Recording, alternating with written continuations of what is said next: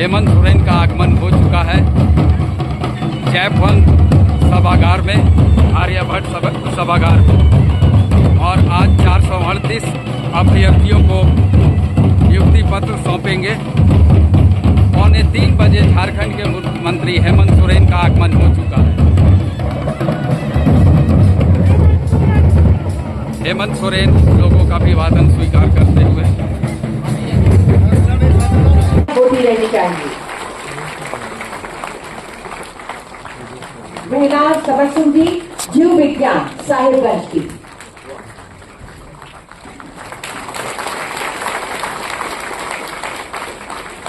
कुमारी आशा रानी जी भूगोल लातेहार की, भूगोल विषय बीजेपी शिक्षक। सुदीप्ता तुहिना एक्का रसायन विज्ञान, बीजेपी शिक्षकों को सबक नियुक्ति पत्र। त्रिलोकी कुमार जी भूगोल रामगढ़ के। कुमार भौतिक विज्ञान दुमका के। स्कूली शिक्षा एवं साक्षरता विभाग आएंगे प्रमोद प्रसाद जी नागपुरी गुमला।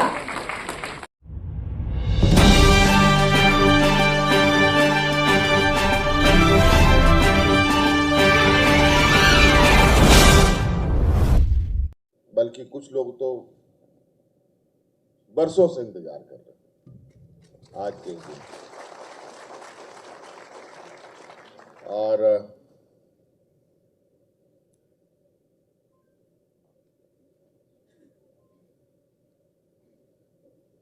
हमारा ये प्रयास रहा है, क्योंकि सरकार और राज्य की व्यवस्था किसी एक व्यक्ति के माध्यम से नहीं चल सकता। इसके लिए जब तक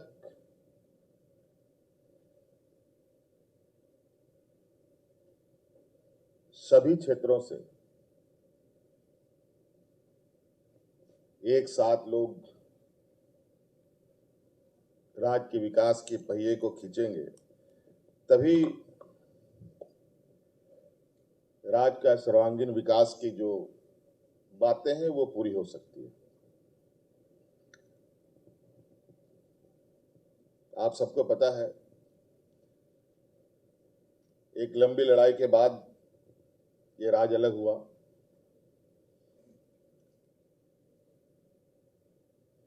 और राज्य अलग हुए अभी लगभग 20-25 साल हो रहे हैं। कई वर्षों में तक तो झारखंड और बिहार में कैडर विभाजन भी नहीं हो पाया था। ऐसे स्थिति में कई जगहों पर टेम्पररी व्यवस्था के माध्यम से चीजों को चलाया गया। धीरे धीरे कैडर विभाजन के साथ साथ नियुक्ति की भी प्रक्रिया प्रारंभ हुई। कई जगह नियुक्तियां राज्य अलग होने के तुरंत बाद होनी चाहिए थी, वो अब तक नहीं हो पाई थी। कई संवर्ग के नियुक्ति नियमावली का नहीं बनना भी इसका मुख्य कारणों में से एक कारण रहा। 2019 में जब हम लोगों ने सरकार संभाला,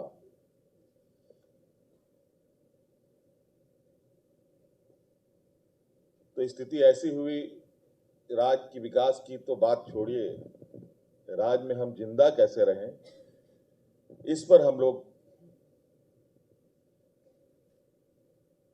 चिंतित होने लगे थे। कोरोना जैसा महामारी आप सब लोगों ने देखा।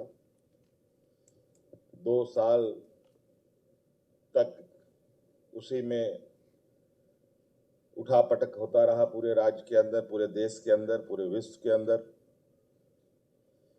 धीरे धीरे कोरोना का बादल छटा।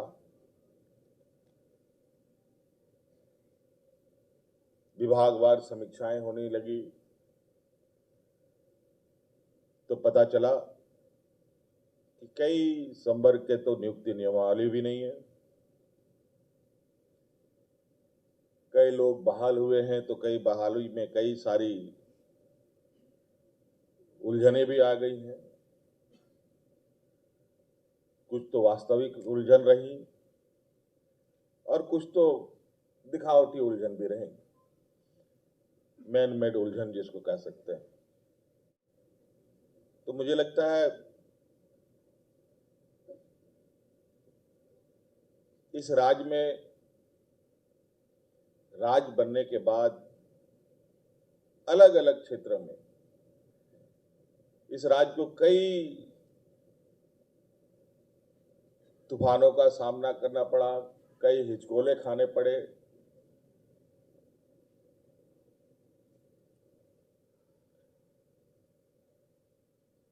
फिर हम लोगों ने सभी विभागों के अंदर सभी संवर्ग के नियमावली बनाने प्रारंभ किए। फिर नियुक्तियां प्रारंभ हुई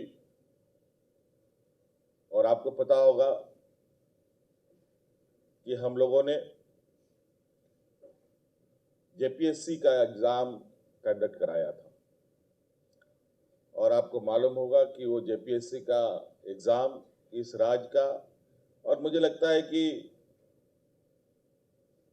हो सकता है कि मैं गलत भी हो सकता हूं, कि देश में भी वो रिकॉर्ड रहा है। तो सबसे कम समय में उसका रिजल्ट प्रकाशित करके हम लोगों ने बीडीओ सीओ कलेक्टर बनाने का काम किया था। नियुक्ति पत्र वितरण समारोह में सबसे अधिक शिक्षकों की संख्या यहां दिख रही है। आमूमन सरकारी कर्मचारियों को बहुत लोग क्वेश्चन मार्क नजर से देखते हैं, ये बहुत थोड़ा अपने आप में शर्म महसूस करने वाली चीज है।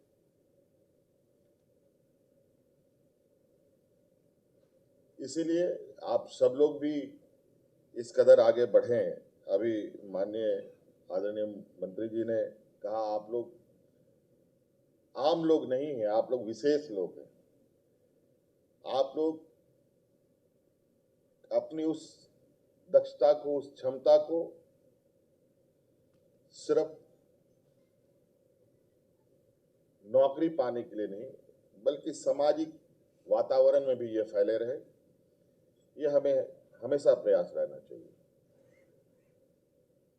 क्योंकि ये सारी चीजें हम ही सब मिलकर बनाते हैं और हम ही सब लोग मिलकर इससे खराब भी कर सकते हैं। अभी आप लोगों ने सुना ही, अभी कुछ दिन पहले एक एग्जाम हुआ है, लगातार एग्जाम ही हो रहा है, कुछ ना कुछ व्यवस्था में। अभी उत्पाद सिपाही की नियुक्ति हुई। मुझे लगता है ये कोरोना के बाद एक बहुत शारीरिक दक्षता वाला इम्तिहान रहा। दर्जन भर से अधिक नौजवान इसमें अपनी जान गंवा बैठे हैं और इससे हम लोग बहुत बहुत ज्यादा उदास हैं, चिंतित हैं, और इस विषय ये हमारे लिए भी बहुत बड़ी चुनौती हो गई। और इसके लिए तो हमने अभी कल या परसों ही भारत सरकार के स्वास्थ्य मंत्री को पत्र लिखा है कि हमारे राज्य में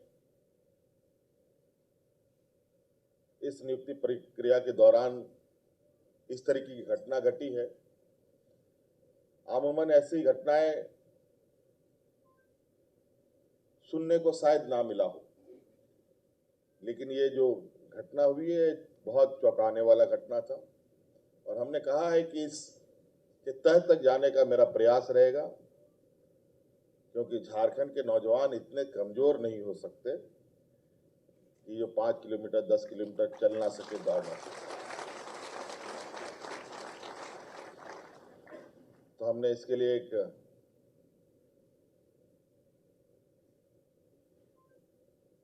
मदद मांगी है भारत सरकार से कि इस पर विस्तृत इसकी इंक्वायरी हो, इनकी जांच हो कि आखिर इसके पीछे वजह क्या है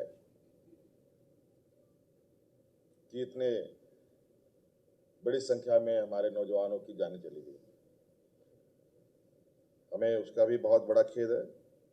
अभी और भी नियुक्तियां होनी है जिसमें शारीरिक दक्षता की आवश्यकता पड़ेगी। फिर तो ये बहुत बड़ा चुनौती हो जाएगा इस राज्य के लिए।